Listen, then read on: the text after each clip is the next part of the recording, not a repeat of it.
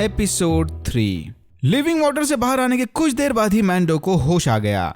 Empire की bombing की वजह से केव्स में साइज़मिक चेंजेस हुए थे, इसीलिए लिविंग वाटर्स की गहराई इतनी बढ़ गई। पहले ये रिजर्व इतना डीप नहीं हुआ करता था।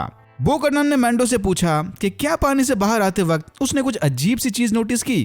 बेसिकली बो कटान यहाँ उसे मिथोसॉर के बारे में पूछ रही थी, लेकिन मैंडो ने पानी के अंदर किसी जिंदा चीज को नहीं देखा। सरप्राइजिंगली मैंडो को मिथोसॉर के बारे में बताने की बजाय बो कटान ने वो बात सीक्रेट रखी, यानी इसके दिमाग में शायद कोई अलग प्लानिंग चल रही है। पिछले एपिसोड में बो कटान ने दिस इज द वे का कोई रिप्लाई नहीं किया था, बट मिथोसॉर को देखने के बाद से ये भी जवाब में दिस इज द वे बोलने लग गई। This is the way.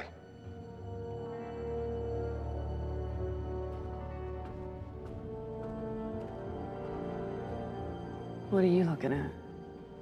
This is the way. This is the way.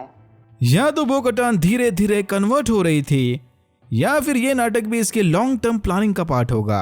Anyways, कालेवाला वापस जाते वक्त इन पर अचानक कुछ टाई इंटरसेप्टर्स का हमला हुआ। टाई इंटरसेप्टर्स यानी टाई फाइटर्स का super ultra pro max version. Mando कासल के पास बो कटान के शिप से नीचे कूद गया ताकि वो सुपर हीरो लैंडिंग करके अपने N1 स्टार फाइटर में बैठ सके। फिर एक लंबे और exciting dog fight chase scene के दौरान दोनों ने टाई इंटरसेप्टर्स को मार गिराया। तभी कुछ टाई बॉम्बर्स ने बो कटान के कासल को तबाह कर दिया। बस फिर क्या था, बो कटान गुस्से में उन टाई बॉम्बर्स को उड़ाने चली गई, लेकिन जल्द ही मैंडो समझ गया कि पीछे से और भी ढेर सारे इंटरसेप्टर्स आ रहे हैं। मैंडो ने किसी तरह बो कटान को समझा लिया कि उन्हें समय रहते इधर से निकलकर किसी सुरक्षित जगह पर पहुंचना होगा। मैंडो ऐसी एक जगह के बारे में जानता था। फिर ये दोनों कोऑर्डिनेट चेंज करके कालेवाला से भुर्र हो गए। काफी सवाल हैं। एक अकेली बो कटान को मारने इतने सारे शिप्स, और वो शिप्स भेजे किसने थे? आगे का 90% एपिसोड पूरी तरह से डॉक्टर पर्शिंग पर फोकस था। वही क्लोन साइंटिस्ट जो सीजन 1 में ग्रोगू पर रिसर्च कर रहा था। मॉफ गिडियन के पकड़े जाने के बाद न्यू रिपब्लिक ने उसके क्रू को नए जॉब्स दे दिए।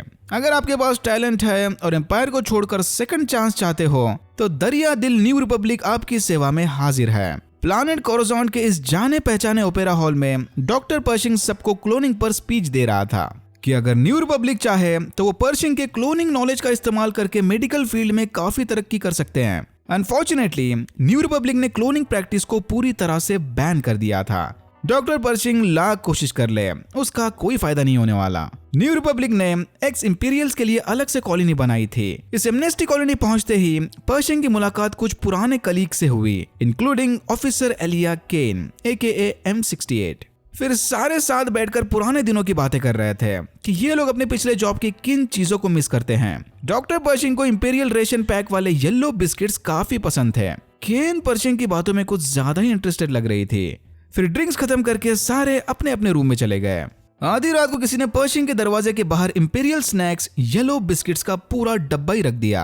लगता है पर्शिंग का कोई सीक्रेट एडमायरर है। पर्शिंग डेली ऑफिस जाकर पुराने इंपीरियल डिस्क को फॉर्मेट किया करता था। डॉक्टर पर्शिंग इस शिफ्ट डिलीट वाले काम के लिए जरूरत से ज्यादा और क्वालिफाइड था, बट क्या कर सकते हैं, न्यू रिपब्लिक के राज में इसके क्लोनिंग स्किल्स को कोई वैल्यू नहीं थी। डेली ड्रॉइड को अपने इमोशंस का अपडेट दे देकर पर्शिंग थक चुका था। केन और पर्शिंग अब धीरे धीरे अच्छे दोस्त बनने लगे थे। तभी केन ने इसे ऑफर दिया कि अगर पर्शिंग चाहे तो वो उसकी रिसर्च को कंटिन्यू करने में मदद कर सकती है, बट इसके लिए पर्शिंग को एमनेस्टी के रूल तोड़कर इलीगली डीकमिशनिंग फैसिलिटी में जाना होगा। न्यू रिपब्लिक डीकमिशनिंग यार्ड में इंपीरियल शिप्स को रिसाइकल कर रहे थे। वहीं किसी डिस्ट्रॉयर के अंदर पर्शिंग को मोबाइल क्लोनिंग रिसर्च लैब बनाने के सारे इक्विपमेंट मिल जाएंगे। केन ने वो येलो बिस्किट्स भी उसी यार्ड से चुराए थे, इंडिकेटिंग कि पर्शिंग का वो सीक्रेट एडमायरर केन या G68 ही है। ये दोनों तो धीरे धीरे कैजुअल डेट्स पर भी जाने लगे, जहां पर्शिंग ब्लू आइस कैंडी खा रहा था और केन रेड। यही हमें पता चला कि कोरोजॉन की आबादी अब बढ़कर ट्रिलियन के ऊपर पहुंच चुकी थी। शहरों का कंक्रीट जंगल इतना बढ़ गया था कि कंस्ट्रक्शन कोरोजॉन के सबसे ऊंचे पहाड़ के ऊपर पहुंच गया। केन के थोड़ा बहला फुसलाने के बाद डॉक्टर पर्शिंग मान गया। बैड बॉय बनकर पर्शिंग की रिसर्च तो कंटिन्यू होगी ही, लगे हाथ शायद केन भी इंप्रेस हो जाए।